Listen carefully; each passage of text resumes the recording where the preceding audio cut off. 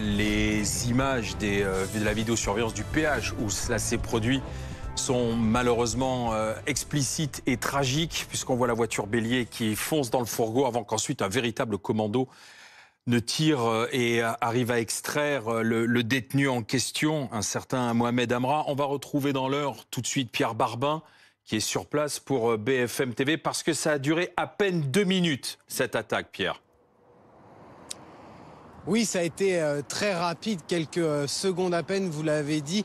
Et c'est ce qui est très impressionnant lorsque l'on voit ces images de vidéosurveillance. On se rend compte d'abord que c'est une attaque tout à fait préparée. On voit cette voiture bélier foncer sur ce convoi pénitentiaire qui, je vous le rappelle, revenait du tribunal judiciaire de Rouen où l'individu avait été entendu quelques minutes plus tôt par un juge d'instruction. Il devait retourner à la maison d'arrêt d'Évreux où il est normalement incarcéré. Cette voiture bélier donc qui fonce sur ces deux autres véhicules et on voit ce commando tout habillé de noir, cagoulé, muni d'armes lourdes.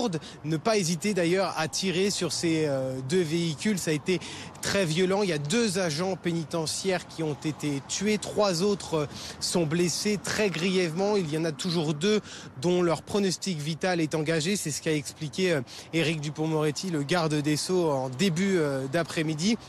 Ce que l'on peut dire de cet individu qui est âgé de 30 ans, il s'appelle Mohamed Amra. Il était donc incarcéré à la prison, à la maison d'arrêt d'Évreux. Il a réussi à fuir avec ses complices. Ils sont activement recherchés. Vous doutez bien, cela fait plusieurs heures maintenant, depuis 11 heures. Et le moment où ils ont réussi à quitter ce péage d'Incarville, un lourd dispositif policier, des gendarmes sont sur le terrain pour tenter de retrouver ce détenu et ses complices, notamment grâce au plan épervier qui a été déclenché. 350 policiers et gendarmes qui sont désormais sur le terrain pour tenter de retrouver ce détenu et ses complices.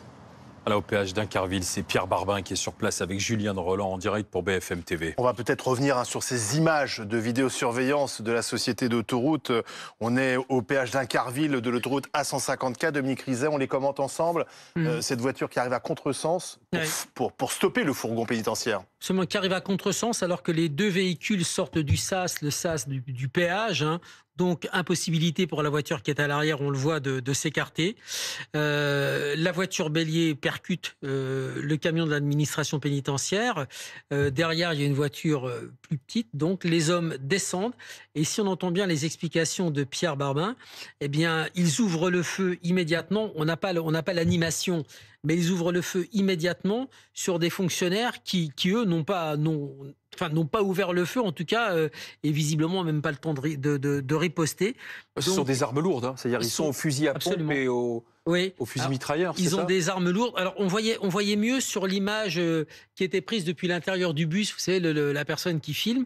On voyait que l'arme, c'était soit un HK G36, soit un AR-15, mais en tout cas la structure est la même. La structure, c'est la platine de l'arme, la poignée, le chargeur. La platine, c'est platine AR-15. Voilà, c'est ça. Le bus. Merci de nous passer cette image. Donc, ça, c'est un G36 ou c'est un AR-15 ou c'est une arme, en tout cas, de ce type-là. Donc, qui tire du 5,56 ou du 7,62, mais plutôt du 5,56 maintenant. C'est une arme d'assaut. C'est l'arme des groupes d'intervention, du RAID. C'est l'arme du GIGN. Donc, et puis, c'est une arme qu'on trouve maintenant dans les banlieues. Dans les banlieues, il n'y a pas que les Kalachnikov et que les 11-43. Maintenant, on a des armes qui viennent d'Ukraine. Je vous rappelle qu'on a trouvé en Suisse, il n'y a pas très longtemps, la semaine dernière, une caisse de bazooka qui devait partir en Suède pour une équipe de voyous suédois.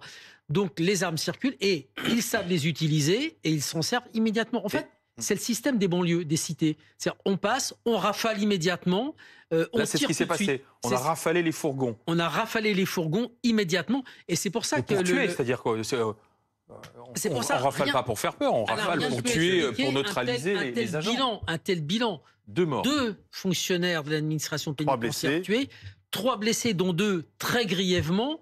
Ben voilà, c'est parce qu'en fait, on les a arrosés à l'intérieur de leur voiture avec des armes automatiques.